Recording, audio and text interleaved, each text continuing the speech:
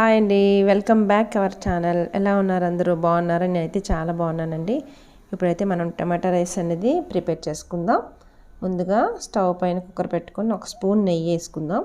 తర్వాత కొంచెం ఆయిల్ వేసుకొని జీలకర్ర అలాగే గరం మసాలా అన్ని చెక్క, దాల్చిన చెక్క అంటారు కదా అది, ప్లస్ లవంగాలు, యాలకులు, జాపత్రి వేసుకున్నామండి.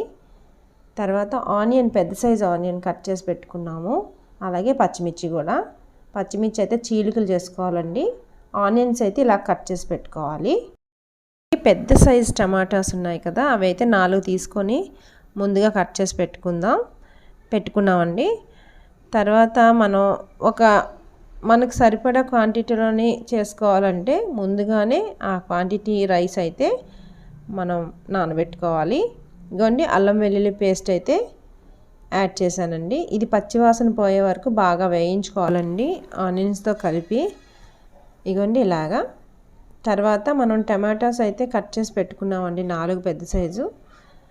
ఇది చిటికెడు పసుపు వేసిన తర్వాత ఈ టమాటా అయితే యాడ్ చేసేసుకున్నామండి.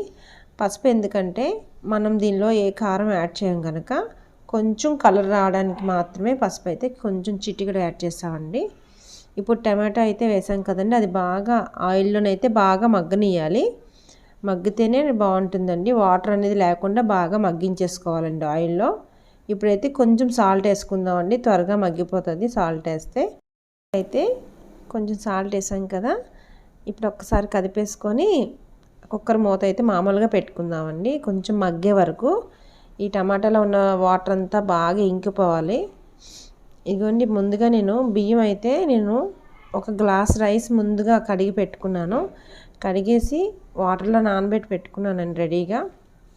ఇదిగోండి, ఇంకా వాటర్ ఉంది, ఇంకొంచెం మగ్గాలి. ఆ వాటర్ అంతా బాగా ఇంకిపోవాలండి, అప్పుడైతేనే బాగుంటుంది, పచ్చివాసన పోతుందండి. ఇదిగోండి, ఇలా మగ్గిపోవాలండి. చూసారా, నీళ్ళంటే లేకుండా మగ్గిపోయింది మొత్తం అంతా, దగ్గరగా అయిపోయింది. చూసారా, ఇదిగోండి వాటర్లో వేసుకొని పెట్టుకున్నాను కదా రైస్. ఒక గ్లాస్ రైస్కి 2 గ్లాసులు వాటర్ అండి. ఇదిగోండి, నేనైతే గ్లాస్ రైసే నానబెట్టుకున్నాను కడిగేసి. ముందుగానే ఒక అరగంట ముందే నానబెట్టి పెట్టుకున్నానండి అవి. ఇప్పుడైతే ఆ రైస్ దీనిలో యాడ్ చేసేసుకుందాం.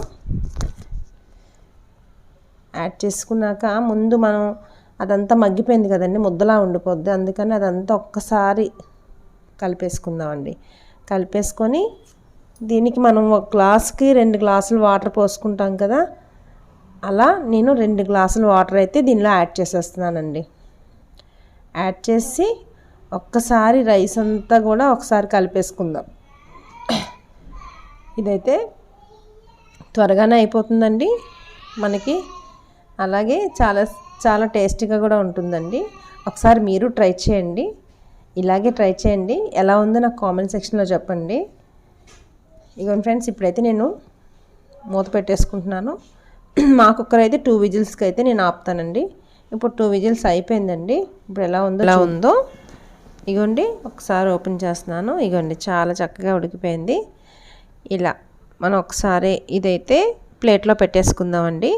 మీకు ఈ వీడియో నచ్చిందని అనుకుంటున్నాను. నచ్చితే లైక్ చేయండి, షేర్ చేయండి, కామెంట్ చేయండి, సబ్స్క్రైబ్ చేసుకోండి. కొత్త వాళ్ళు ఎవరైనా నా వీడియోస్ చూసినట్టయితే సబ్స్క్రైబ్ బటన్ పక్కనే గంట సింబల్ ఉంటుంది, అది ఒకసారి క్లిక్ చేయండి. థ్యాంక్ యూ ఫర్ వాచింగ్ అండి. బాయ్.